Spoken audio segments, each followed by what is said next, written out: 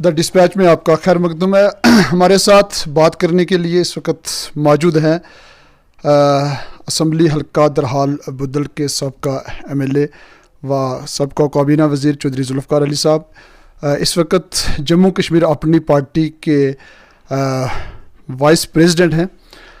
हम आज बातचीत करने की कोशिश करेंगे कि जम्मू कश्मीर में इस वक्त के जो मौजूदा हालात हैं, एक तरफ तामीर व तरक्की और खुशहाली के जो हैं वो दावे किए जा रहे हैं और दूसरी तरफ बेरोज़गारी और महंगाई जो है वो आसमां छू रही है। सर खैर मकदम है आपका द डिस्पैच में। शुक्रिया सर। भारतीय जनता पार्टी 370 और 35A की तनसीख के बाद जो है वो जम्मू कश्मीर में तामीर व तरक्की और खुशहाली की बातें कर रही है। दूसरी तरफ पढ़ा लिखा बेरोज़गार जो है वो सड़कों पे है और महंगाई आसमां छू रही है। और आए रोज़ अक्टूबर के महीने में हमने देखा कि 5 मरतबा जो है वो महीने में पेट्रोल और डीज़ल की कीमतों में उछाल। इसके हवाले से देखिए, जहाँ तक बीजेपी के दावों का तल्लक है या मरकज़ी सरकार के दावों का तल्लक है, वो क्या ज़मीन पे है वो ज़मीन अपने आप बताती है। कहते हैं किस्सा ज़मीन बरसर ज़मीन। जो ज़मीन पे हो रहा है और जो खुशहाली और तरक्की 370 के ख़त्म करने के बाद रियासत में आई है, वो हर आदमी के सामने है। अगर आप लेटेस्ट फिगर्स देखेंगे अनएम्प्लॉयमेंट के, तो 21% से ज़्यादा जो है वो अनएम्प्लॉयमेंट की रेशो है हिंदुस्तान में, जम्मू कश्मीर यूनियन टेरिटरी में, जो कि किसी भी रियासत या यूनियन टेरिटरी जो हिंदुस्तान की है उसमें सबसे ज़्यादा है। और जबकि नेशनल एवरेज जो है वो 6% के करीब है, 6.3%। तो ये अपने आप में बयान करता है कि 370 टूटने के बाद क्या खुशहाली आई, तामीर और तरक्की कहाँ पहुँची। आज से 3.5 साल पहले जब एक यहाँ पे चुनी हुई सरकार थी और जो तामीर और तरक्की के काम उस वक़्त चल रहे थे, वो तामीर और तरक्की के काम वहीं के वहीं हैं। हम अगर इस लोकल एरिया की बात करें तो लोकल एरिया में यहाँ आनस कैनाल का काम चल रहा था, ज़ोरों से चल रहा था। आज तक अगर वो काम चलता रहता तो कोई 5500 हेक्टेयर ज़मीन जो है वो इरिगेट हुई होती और यहाँ के फार्मर्स की इनकम जनरेशन जो है वो बढ़ गई होती। उस पर हमारा हाइड्रो इलेक्ट्रिक प्रोजेक्ट बनाने का एक कंसेप्ट था, वो रुक गया, वहाँ का वहीं रहा। उसके बाद हमारे यहाँ ख्वास रोड बन रही थी, 76 करोड़ रुपए की लागत से बन रही थी। आज तक वो ख्वास रोड के काम जो है 3.5 साल से आगे नहीं बढ़ पाया, जबकि गवर्नमेंट ऑफ इंडिया की तरफ से अश्योर फंडिंग थी उस काम के लिए। उसके बाद अगर आप बात करें यहाँ पे दूसरी चीज़ों की, यहाँ कोटरंका के लिए डिग्री कॉलेज दिया गया, हमारी सरकार में दिया गया। आज तक 3.5 साल से ये जो मौजूदा इंतज़ामिया है वो यहाँ पे एक साइट सिलेक्शन नहीं कर पाए, कॉलेज की बिल्डिंग नहीं बन पाई।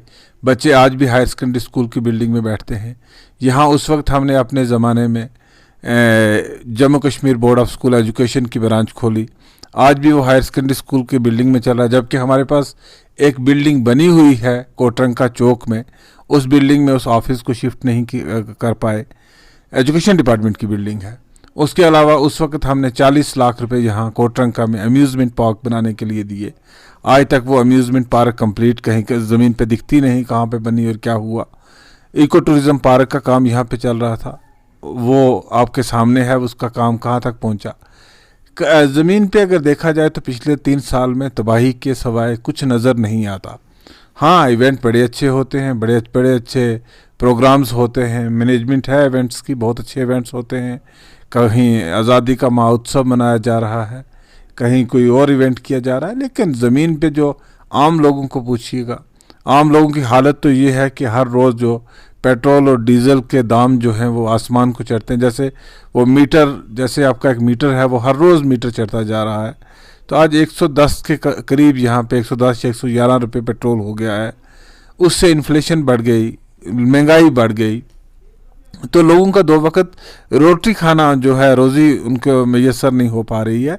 लोगों को आज तो रोज़ी रोटी से के लाले पड़े हुए हैं, तामीर और तरक्की की तो बात ही नहीं हम कर सकते हैं। सर, जम्मू कश्मीर में 3-4 रोज़ कबल की बात करें हम कि home minister of India Amit Shah जो हैं वो 4 रोज़ा दौरे पे थे। उन्होंने कश्मीर में ज़राए अबलाग से ये बात करते हुए कहा कि जम्मू कश्मीर में पहले हदबंदी कमीशन मुकम्मल होगा और उसके बाद जो है वो इंतखाब करवाए जाएंगे, उसके बाद स्टेट जो है वो उसका दर्जा बहाल किया जाएगा। 370 और 35A की तनसीख के बाद जम्मू कश्मीर में जहाँ तमाम पॉलिटिकल पार्टीज़ के दरवाजे जो थे वो बंद थे, और एक अपनी पार्टी का जो है वो आगाज़ हुआ था कि जम्मू कश्मीर और दिल्ली के दरमियान जो दिल की दूरियां हैं उसको जो है वो नज़दीकियों में लाने की कोशिश करनी है। और आज पार्लियामेंट ऑन द फ्लोर जो है ये भी कहा गया था कि जम्मू कश्मीर को जल्द जो है वो रियासत का दर्जा दिया जाएगा। उसके बावजूद आज जो है वो पहले हदबंदी होगी, फिर इंतखाब होंगे और फिर रियासत होगी। इसके हवाले से देखिए, पहली बात यह है कि जहाँ तक अपनी पार्टी का क़याम का तल्लक है, अपनी पार्टी उस वक्त एक प्लेटफॉर्म बनाया गया जब कोई प्लेटफॉर्म यहाँ पे मौजूद नहीं था, जब यहाँ पे तमाम सियासी जमातें थी जो वो खामोशी से बैठी थी। यहाँ के सोशल एक्टिविस्ट, यहाँ के सोशल मीडिया पे काम करने वाले लोग, यहाँ की प्रेस, कोई बात नहीं कर रहा था। और यहाँ पे लोगों को एक ही खदशा था कि यहाँ की डेमोग्राफी चेंज हो जाएगी, यहाँ की ज़मीनें चली जाएंगी, यहाँ की एम्प्लॉयमेंट चली जाएगी।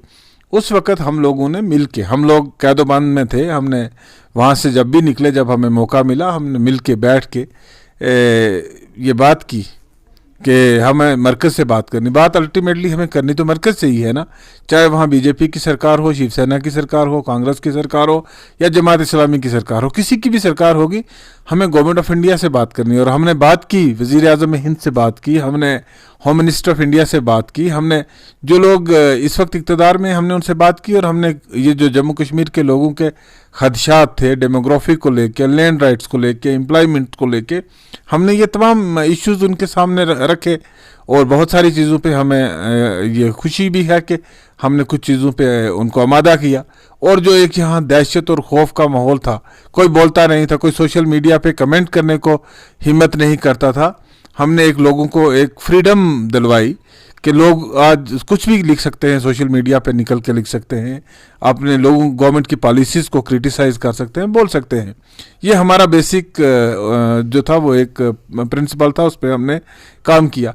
जहाँ तक रही इलेक्शन होगा, स्टेट बनेगी, 370 की वापसी, एक चीज़ तो है कि होम मिनिस्टर ऑफ इंडिया ने पार्लियामेंट के साथ, सारे मुल्क के साथ एक वादा किया फ्लोर ऑफ द पार्लियामेंट कि हम स्टेट रिस्टोर करेंगे। तो देरी किस बात की? हम कहते हैं कि इलेक्शन करवाने से पहले आप स्टेट रिस्टोर करिए, अदरवाइज तो यूनियन टेरिटरी में इलेक्शन करवाने का मकसद ही कोई नहीं बनता है। आप पावर्स क्या होंगी?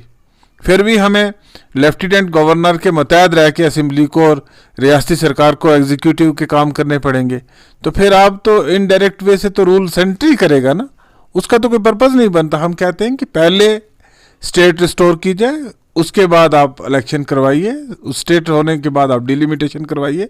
और 3.5 साल हो गए हैं लोगों को, आप कहते हो हम हिंदुस्तान जो है दुनिया की सबसे बड़ी जमहूरियत है, और दुनिया की सबसे बड़ी जमहूरियत में ये सबसे बड़ा दब्बा नहीं है इन पे कि ये 3.5 साल से लोगों को एक चुनी हुई सरकार से महरूम करके रखा हुआ है। लोगों को एक राइट बनता है कि वो अपनी मर्ज़ी की सरकार उनकी होनी चाहिए। आज लोगों को यहाँ वोटिंग राइट नहीं, लोग यहाँ पे अपनी मर्ज़ी की सरकार नहीं बना पाते हैं, लोगों की कोई सुनने वाला नहीं है, एक बाबूशाही है, एक ब्यूरोक्रेटिक सेटअप है जहाँ लोगों की कोई सुनवाई नहीं होती। तो मुझे लगता है कि गवर्नमेंट ऑफ इंडिया को चाहिए कि इमीडिएटली अपनी उस कमिटमेंट को फुलफिल करें, स्टेट रिस्टोर करें, उसके बाद डिलिमिटेशन और इलेक्शन का प्रोसेस जो है टाइम बाउंड मैनर में कंप्लीट करें। क्या है डिलिमिटेशन कमीशन? जब आपने इलेक्शन असम में करवाना था तो आपको डिलिमिटेशन कमीशन की ज़रूरत नहीं पड़ी, आपने कहा कि डिलिमिटेशन बाद में होगी, जब 2021 की सेंसिस आएगी उसके बाद डिलिमिटेशन होगी। तो क्यों जम्मू को इन आइसोलेशन में क्रिएट किया? आप तो कहते हैं अब आपने ज़्यादा इसको इंटीग्रेट कर लिया नेशन के साथ। हमारा तो मानना था कि ये तो पहले से ही इंडिया का हिस्सा थी, है और रहेगी। आपने तो बड़े ज़ोर शोर से कहा कि अब हमने इसको ज़्यादा इंटीग्रेट कर लिया नेशन के साथ। आपने नेशन के साथ इंटीग्रेट कर लिया तो एटलीस्ट हमें वो सारे राइट्स तो मिलने चाहिए जो असम वालों को हैं, जो यूपी वालों को हैं, जो पंजाब वालों को हैं। आपने कोविड के पीक और सैलाब के पीक पे भी रियासतों में इलेक्शन करवाए, लेकिन जम्मू कश्मीर को आपने बिल्कुल आइसोलेशन में रखा हुआ है। कोई बने, ए बने, बी बने, सी बने, जिसको लोग बनाएंगे वो बने, लेकिन आप लोगों को वंचित तो नहीं रख सकते उनके बुनियादी हक से। सर, नेशनल कॉन्फ्रेंस के जो सदर हैं डॉक्टर फारूक अब्दुल्ला साहब, उन्होंने रजौरी पुंछ के दौरे के दौरान एक इंटरव्यू में कहा कि जम्मू कश्मीर अपनी पार्टी जो है वो भारतीय जनता पार्टी की जो है वो बी ब्रांच है। इसके हवाले से नेशनल कॉन्फ्रेंस खुद बीजेपी सरकार का हिस्सा रही है। उमर अब्दुल्ला साहब मरकज़ में बीजेपी की गवर्नमेंट में मिनिस्टर रहे हैं। यहाँ जो भी पार्टी बनती है जो लोगों की आवाज़ बुलंद करना पड़ती, क्योंकि नई पार्टी बनने से पुरानी पार्टी को हमेशा थ्रेट होती है, क्योंकि लोग तो वहीं से निकलते हैं। तो वही एक उनको एक जो फियर है उनका, वो फियर शायद ये बात कहता है। बाकी फारूक साहब बहुत बड़े लीडर हैं, मुझे उनके बारे में कुछ ज़्यादा कमेंट नहीं करना, लेकिन किसी पे उंगली उठाता है जब इंसान एक, तो 4 उंगलियां अपनी तरफ आती हैं। सर, जम्मू कश्मीर में जैसे पहले भी हमने कहा कि आखिरी सवाल रहेगा आपसे कि 370 और 35A के जाने के बाद फर्स्ट टाइम जम्मू कश्मीर में जब भी असम्बली इंतखाबात होंगे और फर्स्ट टाइम जो है वो जम्मू कश्मीर में पॉलिटिकल रिजर्वेशन जो है उसको जगह मिलने जा रही है। मैं कल देख रहा था डेली एक्सेलसियर में लिखा हुआ था कि 11 सीटें जो हैं वो ST बरादरी के लिए जो है पॉलिटिकल रिजर्वेशन में होंगी और 7 जो है वो SC के लिए होंगी। उसी के साथ जम्मू में होम मिनिस्टर ऑफ इंडिया ने एक रैली से एड्रेस करते हुए पहाड़ी कम्युनिटीज़ के लिए कहा कि आने वाले जम्मू कश्मीर असम्बली इंतखाबात में पहाड़ी कम्युनिटी का जो है वो भी जो है वो CM बन सकता है। इसके हवाले से आप क्या कहना चाहेंगे?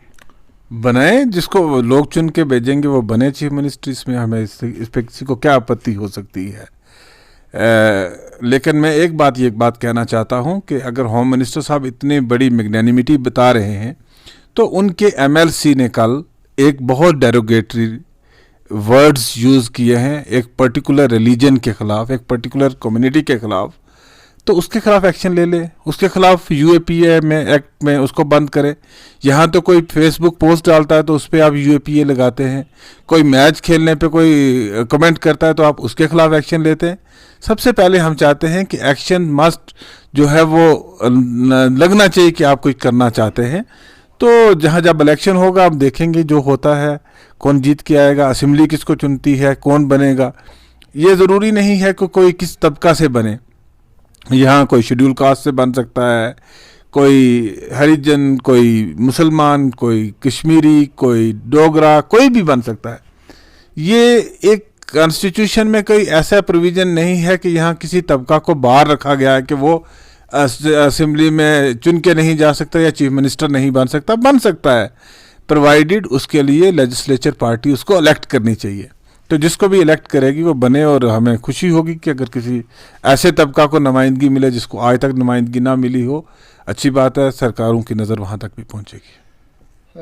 हमारे साथ बात कर रहे थे जम्मू कश्मीर अपनी पार्टी के वाइस प्रेसिडेंट जनाब चौधरी जुल्फ़िकार अली साहब के। उन्होंने कहा कि 3.5 साल हो चुके और जम्मू कश्मीर में अभी तक जो है वो असम्बली इंतखाबात नहीं करवाए जा रहे हैं, और जहाँ एक तरफ मरकज़ जो है वो जम्मू कश्मीर को भारत का एक अटूट अंग जो है वो मानती है और उसको प्रॉपर तरीक़ा से जो है इंटीग्रिटी की, उन्होंने एक वाज़ेह अल्फाज में ये इशारा देते हुए कहा कि जल्द अज जल्द जम्मू कश्मीर के अंदर जो है वो बिला ताहीर जो है वो असम्बली इंतखाबात जो है वो करवाए जाएं और उसके बाद जो है स्टेट का जो दर्जा जो है वो बहाल किया जाए। आप देखते रहे द डिस्पैच, आपके साथ फिर मुलाकात होगी। अब तक के लिए इतने, अल्लाह हाफिज़।